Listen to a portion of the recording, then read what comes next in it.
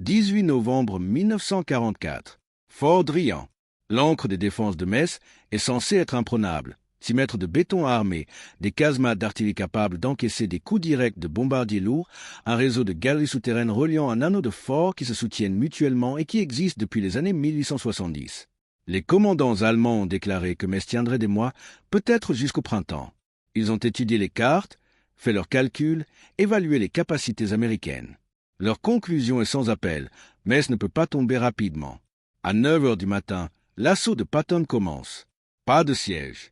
Pas de réduction méthodique des fortifications, mais des blindés de l'infanterie qui avancent à vive allure contre des positions qui ne sont pas prêtes, parce que les défenseurs sont encore persuadés qu'ils ont des semaines devant eux pour se préparer.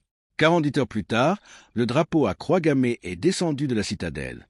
La forteresse n'est pas tombée parce que les Américains étaient plus forts. Elle est tombée parce que le tempo de l'attaque a été plus rapide que ce que la mentalité de forteresse pouvait absorber. Quand on est convaincu d'être invulnérable, on défend en conséquence. Et quand quelqu'un refuse de croire à cette invulnérabilité, ces défenses si impressionnantes se révèlent n'être que des positions, et non des miracles. Mais se situer sur la Moselle, dans l'est de la France. Fortifiée depuis des siècles, elle est devenue l'une des plus puissantes positions défensives d'Europe. 17 grands forts ceinturent la ville. Chacun est une forteresse autonome avec sa propre garnison, son artillerie, son système d'approvisionnement souterrain. Les Allemands tiennent Metz depuis 1940. Ils ont passé 4 ans à renforcer les défenses, champs de mines supplémentaires, pointage d'artillerie préétabli, champs de tir croisés parfaitement organisés. Les services de renseignement américains estiment qu'il faudra 2 mois de siège systématique pour réduire ces fortifications. Patton donne à ses troupes 2 jours. L'attaque commence avant l'aube, le 18 novembre. Le 12e corps américain progresse simultanément depuis plusieurs directions. Cela viole complètement la doctrine du siège classique. Isoler la forteresse, la couper du monde, l'affamer. Patton ne veut pas isoler Metz. Il veut y pénétrer, la submerger, la prendre avant que les défenseurs ne puissent se mobiliser pleinement. Son infanterie avance dans l'obscurité, cherchant les failles dans les défenses extérieures. Ses blindés attendent en zone de concentration, moteurs tournants, prêts à exploiter la moindre percée. À 6 heures du matin, l'artillerie américaine ouvre le feu. Pas le bombardement méthodique et long qui accompagne normalement la réduction d'une forteresse. Un barrage court, violent, ciblé sur des points précis identifiés comme faibles par le renseignement. Le pilonnage dure 90 minutes, puis s'arrête net. Les défenseurs allemands dans les forts se préparent à la pause habituelle, au réajustement, à la phase suivante. Au lieu de cela, ils reçoivent immédiatement l'infanterie et les chars qui surgissent avant même que la poussière ne retombe. Avant que les postes de commandement allemands puissent évaluer les dégâts et redéployer les réserves, la 5e division d'infanterie frappe les approches sud. La 90e division d'infanterie attaque depuis l'est. La 95e division d'infanterie pousse vers les forts du nord. Et surtout, les blindés de la 10e division blindée sont positionnés pour exploiter la moindre fissure.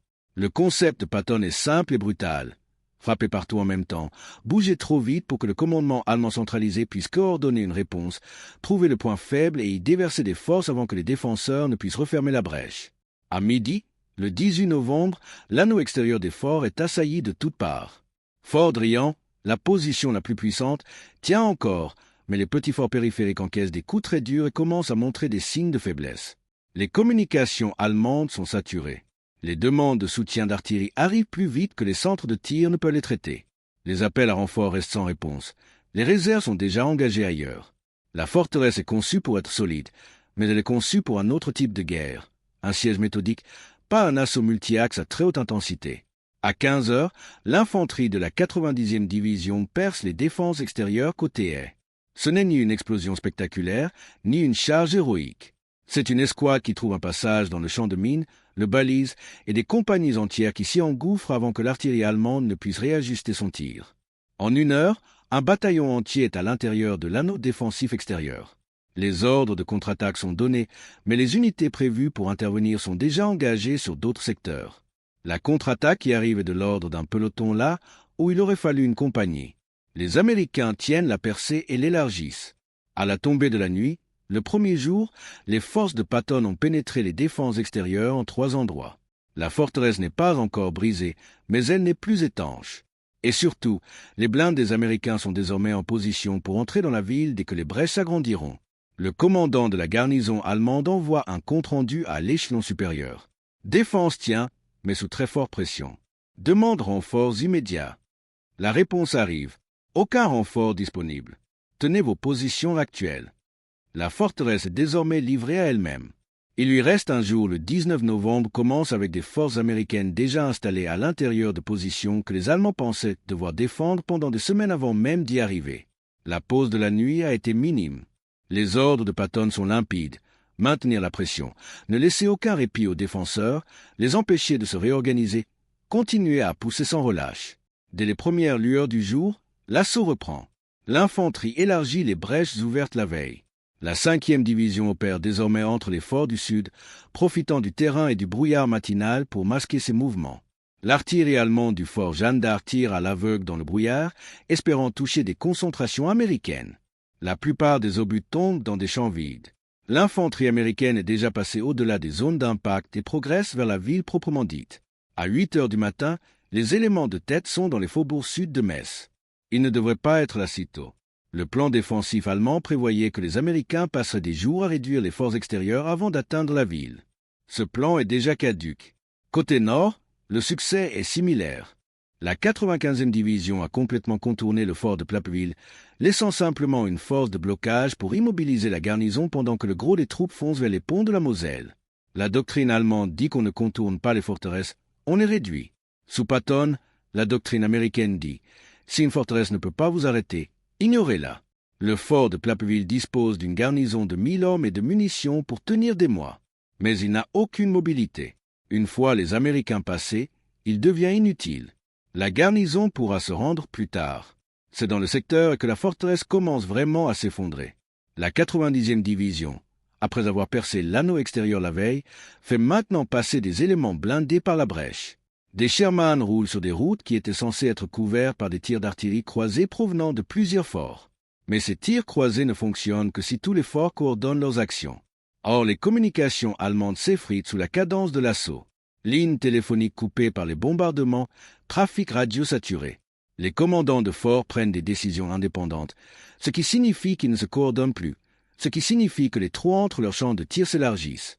À 11 heures, un combat commun de la 10e division blindée entre dans Metz par l'est. Des chars dans les rues de la ville. C'est le cauchemar absolu pour la garnison. Les forts sont conçus pour arrêter les attaques venant de l'extérieur.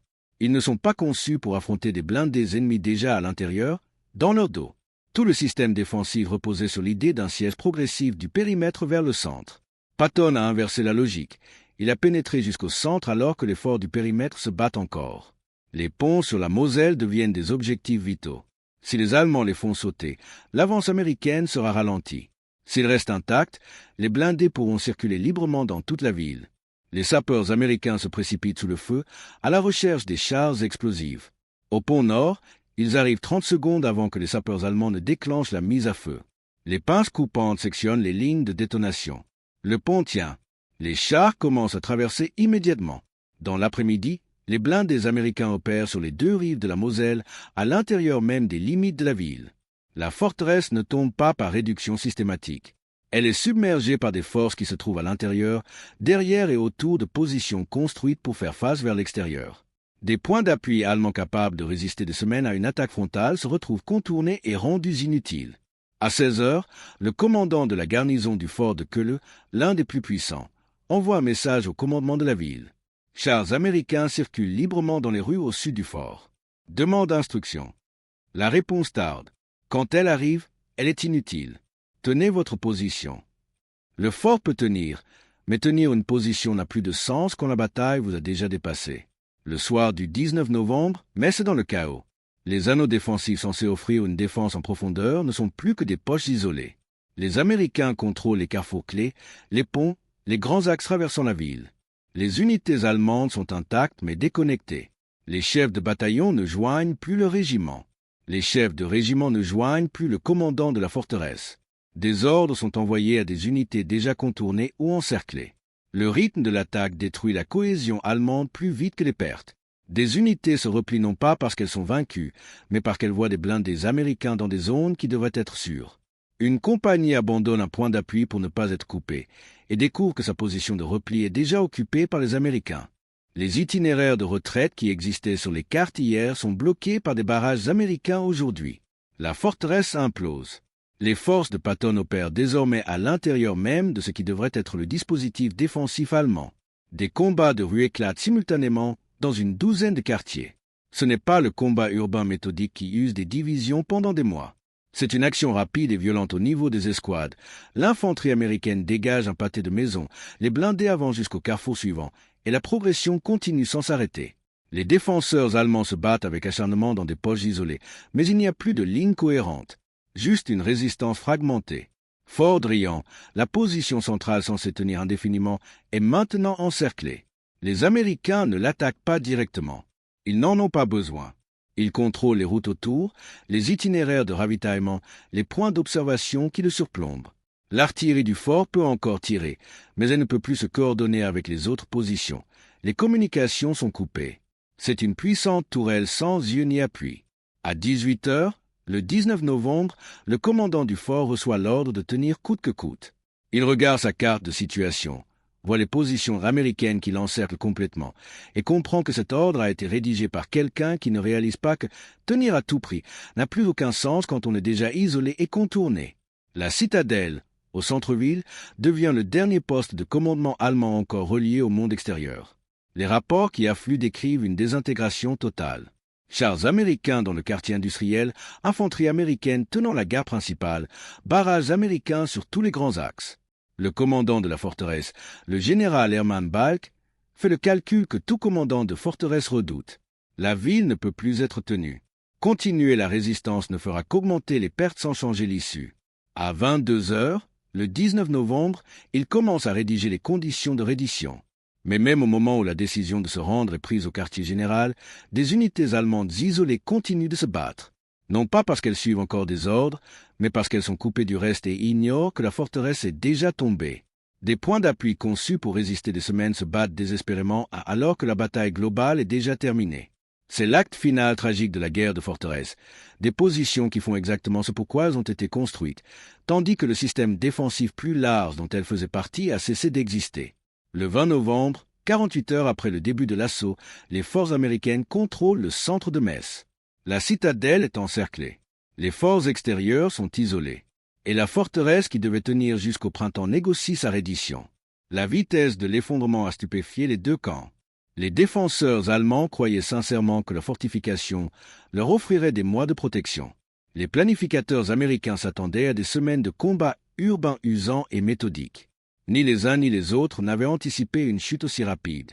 Les négociations de reddition sont presque surréalistes. Des officiers allemands sortent de la citadelle sous drapeau blanc et tombent sur des commandants américains encore en pleine posture d'assaut, encore en train de pousser, encore prêts à rencontrer une résistance farouche. Les Américains doivent stopper leur progression pour accepter la capitulation. Des unités qui se préparaient à donner l'assaut final sur la citadelle se retrouvent soudain à gérer des prisonniers. Les blindés, positionnés pour soutenir les combats de rue, sont redéployés pour encercler les derniers forts et exiger leur reddition. Le fort Drian tient jusqu'en milieu de matinée, non pas parce qu'il combat encore efficacement, mais parce que la nouvelle de la chute de la ville n'est pas parvenue à la garnison. Quand une délégation de reddition arrive enfin sous pavillon blanc et informe le commandant que la résistance organisée à Metz est terminée, un long silence s'installe. Le fort est intact. Il a des munitions. Il a de la nourriture. Il pourrait théoriquement tenir encore des semaines. Mais tenir ne sert plus à rien quand la ville qu'il était censé protéger est déjà aux mains de l'ennemi. À midi, la garnison sort. 500 hommes qui se sont bien battus, mais qui n'ont jamais eu la moindre chance, parce que la bataille s'est déroulée plus vite que la guerre de forteresse ne le permet. Des scènes similaires se répètent dans les forts du périmètre. Le fort de Queuleux capitule dans l'après-midi. Le fort Jeanne d'Arc tient jusqu'au soir, puis se rend quand les blindés américains démontrent qu'ils peuvent simplement contourner la position et la laisser s'asphyxier. Chaque commandant de fort est confronté à la même réalité brutale. Sa position est forte, mais stratégiquement sans importance. Les fortifications censées rendre Metz imprenable sont devenues des prisons pour leur propre garnison, des points d'appui immobiles, encerclés par une bataille qui les a dépassés. À la tombée de la nuit du 20 novembre, toute résistance organisée à Metz a cessé. La 3e armée de Patton contrôle la ville et se prépare déjà à poursuivre son avance vers l'est. La forteresse qui devait retarder les Alliés pendant des mois est tombée en 48 heures.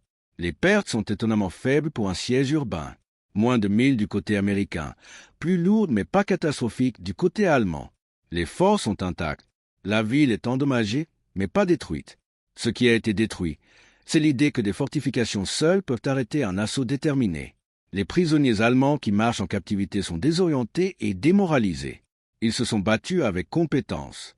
Ils avaient de solides positions, un bon équipement, des ordres clairs, et rien de tout cela n'a compté, parce que les Américains ont refusé de livrer le type de bataille pour lequel la forteresse avait été conçue.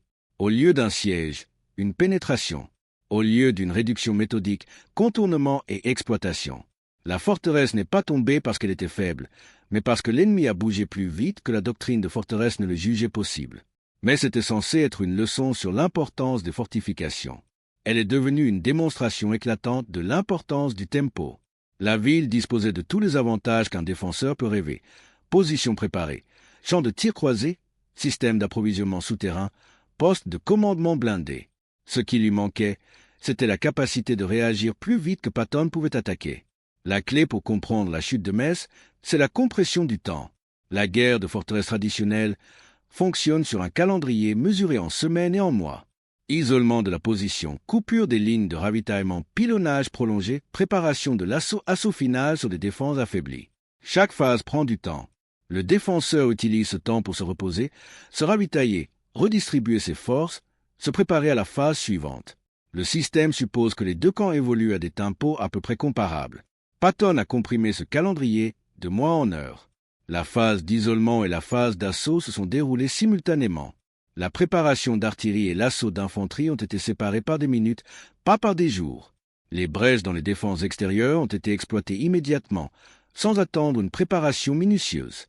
Résultat, les forces allemandes à l'intérieur de Metz étaient constamment en train de réagir à des situations qui avaient déjà évolué au-delà de leur capacité de réponse. Quand un fort demandait un appui d'artillerie, les Américains avaient déjà quitté la zone visée. Quand des renforts étaient dirigés vers un secteur critique, ce secteur était déjà tombé et la crise s'était déplacée ailleurs. Les forts eux-mêmes n'étaient pas le problème. Fort Driant aurait pu tenir indéfiniment contre une attaque frontale. Les positions d'artillerie du fort de Queuleux étaient admirablement conçues. Le réseau de galeries souterraines était un chef-d'œuvre d'ingénierie militaire. Mais tout cela avait été pensé pour un type de guerre que Patton a refusé de mener. Il n'a pas réduit les forts, il les a contournés. Il n'a pas isolé la ville, il l'a pénétrée. Il n'a pas attendu que les défenses s'affaiblissent. Il les a frappées avant qu'elles soient complètement occupées. Ce qui a tué Metz, c'est la même chose qui a détruit les défenses allemandes dans toute la France et en Allemagne en 1944-1945. Un adversaire qui se déplaçait plus vite que ce que la doctrine défensive jugeait possible. L'armée allemande était admirablement entraînée à la guerre défensive. Ses fortifications étaient de classe mondiale. Ses soldats étaient expérimentés et motivés. Mais rien de tout cela n'a pu compenser un assaillant qui comprimait les cycles de décision, accélérait le tempo opérationnel et refusait de laisser aux défenseurs le temps de mettre leur plan en œuvre. La forteresse est tombée parce que les forteresses sont statiques et que Patton était cinétique. Chaque position forte, chaque défense préparée, chaque champ de tir croisé était tracé sur des cartes et existait dans l'espace. Mais Patton existait dans le temps. Ses forces ont traversé les défenses spatiales de la forteresse plus vite que le système de commandement ne pouvait les suivre, coordonner des réponses et rediriger ses moyens. Au moment où les commandants allemands, à n'importe quel niveau, comprenaient la situation actuelle et donnaient les ordres adaptés, la situation avait déjà changé et les ordres étaient obsolètes. Mais ça prouvait qu'en guerre moderne, la mobilité bat la fortification. Non pas parce que les fortifications sont inutiles, mais parce que la mobilité vous permet de choisir quand et où affronter les fortifications, de contourner ce que vous ne pouvez pas réduire rapidement, de frapper les failles avant qu'elles ne soient colmatées. La ville qui ne devait pas tomber en mois est tombée en 48 heures parce que les défenseurs croyaient au mur et que l'assaillant croyait à la vitesse. Et quand ces deux philosophies s'affrontent, la vitesse l'emporte systématiquement. Pas par une planification géniale ou une supériorité écrasante en puissance de feu, mais par une simple physique, un objet en mouvement, qui se déplace plus vite que des défenses statiques ne peuvent réagir, finira par percer toute position incapable de bouger assez rapidement pour l'arrêter. Mais ce n'est pas tombé à cause d'une tactique de génie ou d'une supériorité de feu. Elle est tombée à cause d'un tempo que la guerre de forteresse n'avait jamais été conçue pour contrer. Les murs étaient debout. Les défenseurs se sont battus. Et rien de tout cela n'a eu d'importance, parce que Patton était déjà à l'intérieur avant même que la forteresse ne réalise que la bataille avait commencé.